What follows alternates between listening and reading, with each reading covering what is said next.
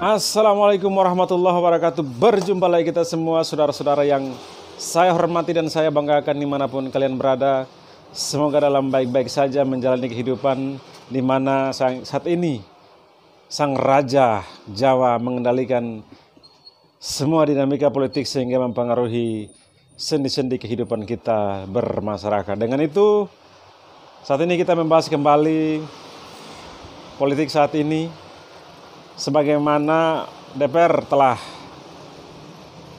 membatalkan RUU nomor 60 dan 70, itu artinya PDIP dan juga Anies Baswedan bisa maju. Pertanyaannya apakah PDIP mau mengusung Anies Baswedan? Sebelum kita membahas itu, kita mendengarkan salah satu statement dari Ketua Umum PDIP Megawati Soekarno Putri. Ini dia. Terus kan tadi di depan itu aku kaget toyo, ada baju merah hitam. Terus tapi pasang spanduknya itu kan suruh gotong Pak Anies ya. Iya toh? Siapa yang nggak lihat? Aku aja lihat kok. Itu katanya sopo? Saya tanya mana dia si Komar. Itu Satgas apa ya? Kok namanya Satgas hitam ya? Terus katanya Pak Komar, oh Satgasnya itu memang ini mau dukung Pak Anies itu Bu. Oh gitu. Aku bilang enak aja ya. Ngapain gue suruh dukung Pak Anies? Dia bener nih kalau mau PDI. Kalau mau PDI jangan kayak gitu dong ya. Dia tinggal mau nggak nurut ya. Lihat dong. Dia tepuk tangannya tan ibu-ibu aja nggak tepuk tangan. Hehehe. Tepuk tangan lagi. Loh saya tuh suka jadi garuk-garuk kepala loh. Enak amat ya. Sekarang kita dicari dukungannya, yop. Bingung saya lu. Lalu kamu kemana ya kemarin sore ya? Oh iyalah. Ayo. Mbok jangan gitu dong. Itulah statement dari Bu Megawati Soekarno Putri, Ketua Umum PDIP, menyampaikan selama ini Pak Anies kemana aja, dan emang siapa Anies minta dukungan dari saya. Ini statement yang kalau orang memahami bahwa Megawati kemungkinan tidak mendukung atau mengusung Anies Baswedan di Pilkada Jakarta. Dengan itu, tetapi entah seperti apa langkah PDIP, karena posisi Anies Baswedan dan juga PDIP memiliki nasib yang sama. Apakah membuang segala sesuatu yang telah berlalu tahun 2017 lalu ataukah tidak? Tetapi saat ini memiliki kepentingan yang sama, bagaimana cara untuk mengalahkan Jokowi dan bersama kawan-kawannya, atau disebut sebagai Raja Jawa, Kaisar Raja Jawa. Itu kita memetik statement salah satu ketua umum terbaru Golkar, Bahlil Dahlia. Dengan itu, dengan posisi yang seperti itu, mau dan tidak mau, suka dan tidak suka, kalau PDIP ingin memenangkan pertarungan di Pilgub Jakarta, mengusung Anies Baswedan. Karena Anies Baswedan saat ini memiliki elektabilitas yang paling tertinggi dibandingkan dengan Ahok dan juga Ridwan Kamil. Walaupun kita ketahui saat ini PKS telah bergabung dan menjadi wakil dari Ridwan Kamil, tetapi saya yakin dan percaya bahwa pendukung dari PKS ini adalah anti dinasti, anti Jokowi, anti Raja Jawa. Dengan itu saya rasa PKS bergabung ke Kim membawa gerbong kosong tanpa pendukung, karena pendukung pada umumnya akan tinggal dan bersama Anies Baswedan. Nah, kita melihat posisi ini, apabila PDIP ingin memenangkan pertarungan ini harus mengusung Anies Baswedan. Karena ini salah satu langkah yang baik untuk memenangkan pertarungan di Pilkada Jakarta, yaitu PDIP dan juga Anies Baswedan. Dengan itu saya ingin sampaikan kepada ingin menyarankan kepada seluruh menyarankan kepada PDIP alangkah baiknya mengusung Anies Baswedan.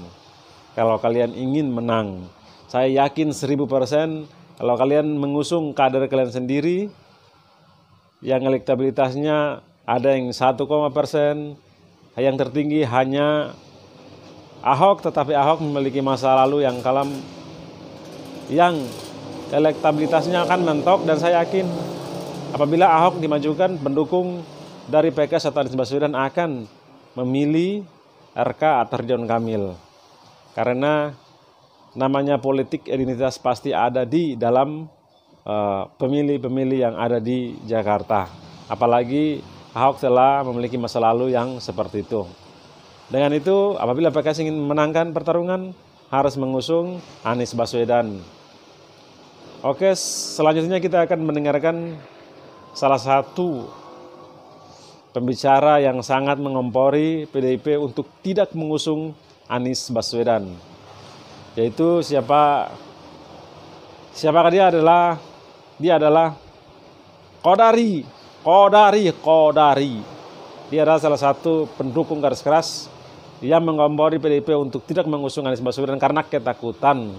Sepertinya ketakutan.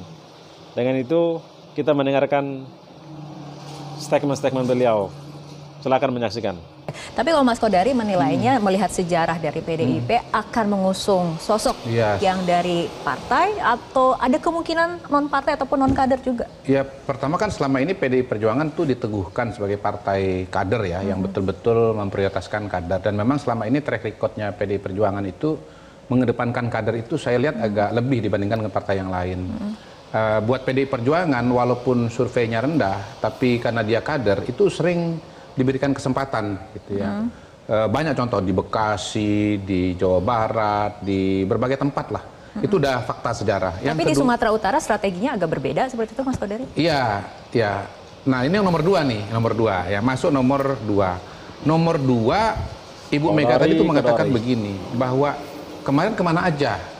Nah ini kan konteksnya adalah Pilpres. Gitu. Jadi Pak Anies itu dianggap berbeda jalan dengan PDI Perjuangan. Yang kedua mau nurut apa enggak. Nah nurut itu pengertiannya saya kira 2 ya. Pertama mungkin kalau dia kader maka dia kemudian patuh atau tidak dengan pimpinan partai. Yang kedua mau nurut enggak dengan ideologinya PDI Perjuangan sebagai partai nasionalis. Saya melihat di situ agak susah karena apa? Pak Anies ini adalah lawannya PDI Perjuangan. Lawan keras ya pada saat tahun 2017 dan pada saat kemenangan Anies Baswedan itu pidatonya itu adalah ini kemenangan kalangan pribumi atau kaum pribumi. Nah di PDI Perjuangan kata pribumi dan non pribumi itu nggak ada, karena ini partai nasionalis. Jadi dengan terawangan itu hemat saya sih, termasuk juga gestur-gestur Bu Mega ya, kayaknya agak susah itu apa untuk Bu Mega atau PDI Perjuangan itu mengajukan Anies Baswedan. Benarkah seperti itu Bang Masinton? Iya, lebih mungkin Ahok. Nah dengan Ahok pun Bu Mega kan apa secara psikologi kan kita lihat deket banget. Beberapa kali acara satu mobil Bu Mega, Ahok dan Mas Nanan gitu loh. Nggak pernah saya ngelihat Bu Mega, Mas Nanan, Anies. Nggak pernah itu. Bang Masinton, apakah seperti itu? Jadi ya sulit. Kalau saya diskusi itu biasanya dengan pemikiran yang rasional, tidak dengan terawangan yang ini subjektif. Rasionalitas murni, tolong dibantah. Di mana rasional kalau yang saya ini sampaikan kan subjektivitas Mas Kodari ini terhadap Anies itu sangat tinggi. Begitu loh. Betul nggak PDI Perjuangan partai kader, Bang Masinton? Yes, oke. Sekarang Anies kader bukan? Kalau dibandingkan dengan Ahok, mana yang lebih kader? Oh iya, dalam konteks kader iya. Pasti. Berarti logis dong. Iya, dalam konteks itu logis. Tapi apakah tadi PDI Perjuangan bakal mau mencalonkan atau apa itu? Itu menurut saya urusan sisi yang lain, Pak Kodari. Bahwa begini nih ya, dalam berpartai itu ya, tidak semua itu harus melulu kok. Maka tadi saya katakan, kalau terawangan Pak Kodari ini kan sangat tendensius lah kepada Anies gitu loh. Lu enggak, tadi kan saya udah nanya, PDI partai kader bukan? Iya. Sekarang Anies kader bukan? Bukan. Ahok kader bukan? Iya. Berarti kan logis. Ahok di Sumatera Utara Pak Edi kader. Iya. Kan artinya gini, dalam konteks elektabilitasnya tinggi. Kalau di Sumatera Utara kan nggak ada yang tinggi selain Edi Rahmayadi. Tapi kalau di Jakarta kan PDI punya pilihan. Anies tinggi tapi Ahok juga tinggi. Kecuali kalau nggak ada yang tinggi. salah itu, gitu loh. Data kok yang bicara di mana salahnya, Pak? Lah bukan, kan Pak Kodari ini pengen mendikte PDI untuk tidak mencalonkan Anies. Mana berani saya mendikte? Enggak berani saya mendikte. Tendensinya kan itu ingin mendikte PDI. Oke, baik Mas Kodari dan juga Bang Masinton, kita pertanyaannya, apakah Prabowo mau nyalon pilkada DKI lagi? Kan enggak, ya kan? Enggak. Saya enggak menyorot Prabowo. Karena Poin itu saya adalah Anies kalah. Ya. Menurut saya, Anies kalah. Kan Anda kan pelaku survei. Anda percaya nggak dengan survei-survei yang dilakukan SMRT? Oh, percaya. Nah, Anies yang tertinggi for the time being. Ini saya tambahkan. Kodari. Kemudian Waktu pilpres mendorong partai awalnya PDIP Anies tidak juga menyalonkan unggul, Anies. tapi ujungnya kalah. Kodari ini takut banget sih sama Anies. Enggak takut.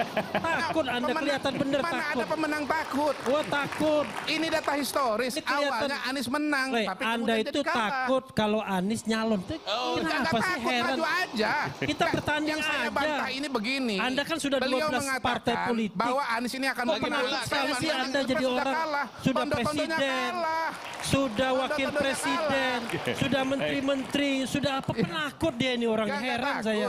Cuma dengan Anies. Nah, itu adalah statement-statement dari Kodari yang telah mengompori PDIP untuk tidak mendukung Anies Baswedan atau mengusung Anies Baswedan di Pilkada Jakarta.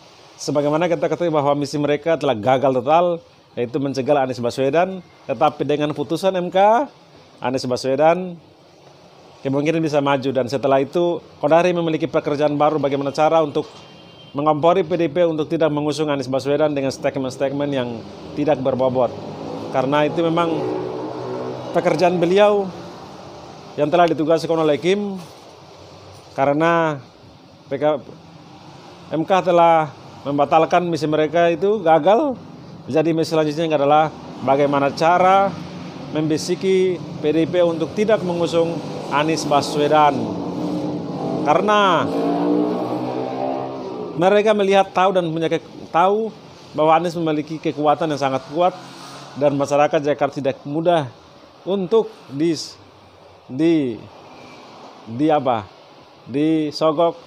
dibansosin atau dikasih uang dan sebagainya. Dengan itu Kodari memiliki pekerjaan baru dan tergantung dari PDIP apakah mau menyusun Baswedan apa ingin memenangkan pertarungan di Pilgub Jakarta. Oke, terima kasih semuanya yang saya hormati. Jangan lupa like dan subscribe. Selalu mengikuti tonton video saya. Salam akal sehat.